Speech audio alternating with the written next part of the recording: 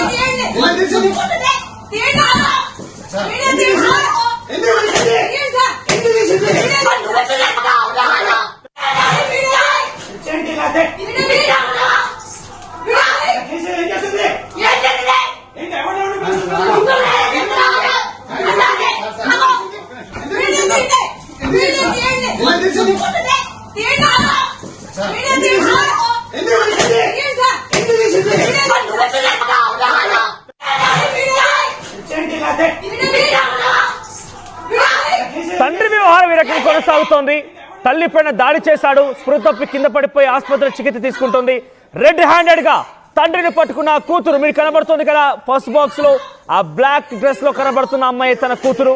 గల్లా పట్టుకొని, అసలు సిగ్గుందా నీకు, ఏం చేస్తున్నావు, నేను నీ ఎంత ఎదిగాను, రేపో మాపో అయితే నాకు ఉద్యోగం రాబోతోంది, నేను కూడా పెళ్లి చేసుకోబోతున్నాను, సో నాకు వయసు వచ్చింది, నువ్వు ఇటువంటి పని చేయడం ఏంటంటూ తల్లిని గల్లా పట్టుకొని తండ్రిని నిలదీస్తోంది. మీరు చూడొచ్చు అక్కడ ఆర్టీవీ స్క్రీన్ పైన రెడీ హ్యాండెడ్గా పట్టుకున్నటువంటి తండ్రిని నిలదీస్తున్నటువంటి ఆ కూతురు తనతో గొడవ పెట్టుకుంటున్నటువంటి ఆ దృశ్యాలను చూస్తున్నాం. అక్కడ కూడా ఏమాత్రం తగ్గకుండా ఇంకా తండ్రి కిరణ్ రెచ్చిపోతూనే ఉన్నాడు.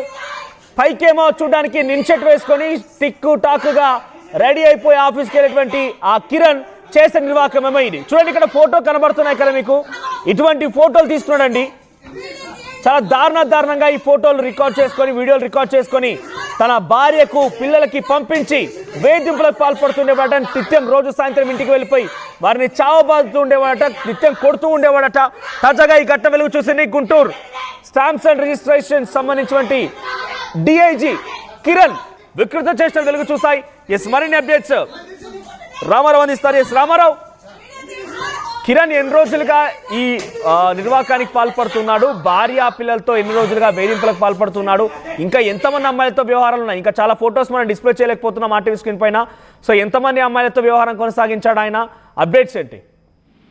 మనోజ్, ఏదైతే స్టాంప్స్ అండ్ రిజిస్ట్రేషన్ డిఐజీగా నెల్లూరులో పనిచేస్తున్నటువంటి కిరణ్ ఉందో, కిరణ్ కి సంబంధించి ఆయన భార్య ఆ పోలీస్ స్టేషన్ లో, అరండల్పేట పోలీస్ స్టేషన్ లో కంప్లైంట్ ఇవ్వడంతో అతని యొక్క ఏదైతే డిఐజీ యొక్క అరాచకాలు బయటకు వస్తున్నటువంటి పరిస్థితి ఉంది. ప్రధానంగా చూసుకున్నట్లయితే ఇక్కడ వాళ్ళిద్దరూ ప్రేమ వ్యవహారం చేసుకున్నారు. ఏదైతే డిఐజీ కిరణ్ ఆ భార్య ఎవరైతే ఉన్నారో ఆమె ఎల్ఐసిలో అసిస్టెంట్ మేనేజర్ గా పనిచేస్తుంది. వాళ్ళిద్దరు కూడా ప్రేమ వ్యవహారం చేసుకున్నారు.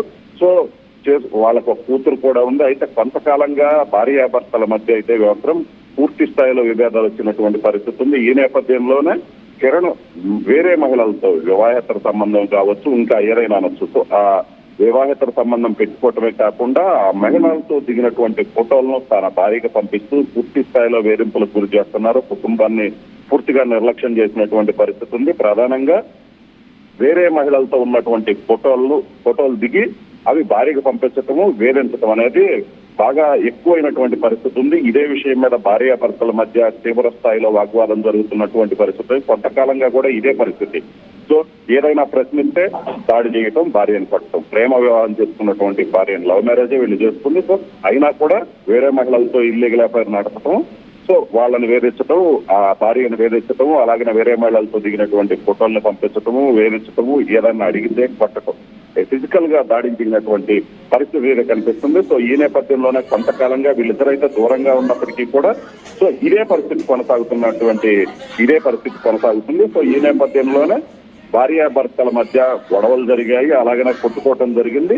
సో ఈ విధమైనటువంటి వ్యవహారాలకు ఎందుకు పాల్పడుతున్నావు అంటూ కూడా భార్య ప్రశ్నించినటువంటి పరిస్థితి. ఈ నేపథ్యంలోనే ఏదైతే ఆగ్రహానికి గురైనటువంటి భార్య ప్రశ్నించడంతో ఆగ్రహానికి గురైనటువంటి కిరణ్ భార్యపై దాడికి దిగారు. దాడికి దిగి తీవ్రంగా దాడి చేయడంతో ఆమె భర్త దాడిలో భార్య ఒక రకంగా తీవ్రంగా గాయాల పాలవటం, శ్రోతకు పడిపోయినటువంటి పరిస్థితి ఉంది. సో ఈ వెంటనే బంధువులు ఆమెను ఒక ప్రైవేట్ ఆసుపత్రిలో చేర్చారు. అలాగనే ఇంకా భర్త వేధింపులు భరించినటువంటి భార్య అరండలపేట పోలీసులకు కూడా ఫిర్యాదు చేసినటువంటి పరిస్థితి ఉంది. కేసు నమోదు చేసినటువంటి పోలీసులు విచారణ కూడా చేపట్టారు. అలాగనే ఎవరైతే భార్యకి సపోర్ట్ గా, ఎందుకంటే వాళ్ళిద్దరు లవ్ మ్యారేజ్ చేసుకున్నప్పటికీ కూడా ఈ విధంగా వేధించడం దేనికని భార్య తరఫు బంధువులు కావచ్చు, పెద్ద మనుషులు కావచ్చు, కొంచెం భార్యకు సపోర్ట్ గా మాట్లాడుతూ ఎందుకు ఇలా చేస్తున్నామని అడగటానికి ప్రయత్నిస్తే కేసులు పెడతానంటూ కూడా బెదిరించినటువంటి పరిస్థితి ఉంది. అంటే భార్యతో పాటు వాళ్ళ బంధువులను కూడా ఒక రకంగా భయభ్రాంతులకు గురి చేసినటువంటి పరిస్థితి అయితే కనిపిస్తుంది. ఆమె ఫిర్యాదులో కూడా అదే పేర్కొంది.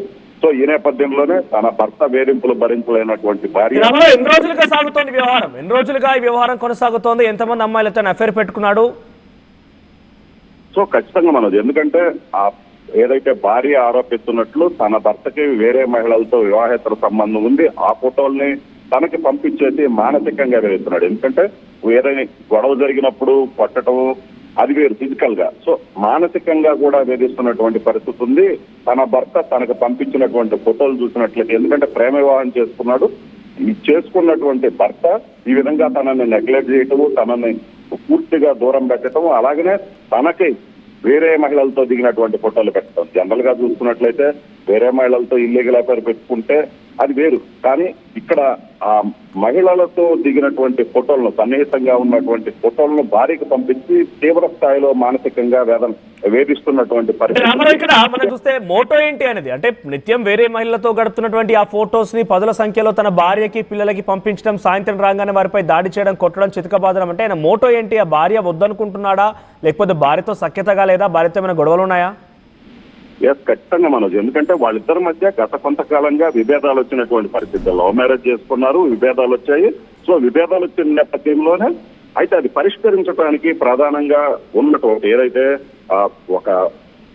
వాళ్ళిద్దరి మధ్య అభిప్రాయ భేదాలు వచ్చాయో, అభిప్రాయ భేదాలు పరిష్కరించడానికి వచ్చినటువంటి బంధువులు కావచ్చు, వాళ్ళ కుటుంబ సభ్యులని బెదిరించడం, అలాగే ఏ విధంగా ఏదైతే తాను అంటే విభేదాలు వచ్చిన తర్వాత ఆయన విభేదాలు రావడానికి ప్రధాన కారణం కూడా ఇల్లీగల్ అఫైర్లు, ఏదైతే వివాహేతర సంబంధాలే వాళ్ళిద్దరి మధ్య విభేదాలకు కారణం కూడా చెప్తున్నారు. అలాగే గొడవలు జరిగిన తర్వాత అతను మరింతగా రెచ్చిపోయినటువంటి పరిస్థితి ఉంది. ఎందుకంటే ఇంకా భార్యతో గొడవలు జరుగుతున్నాయి. సో ఇంకా అసలు పూర్తిగా ఇదైపోయాడు.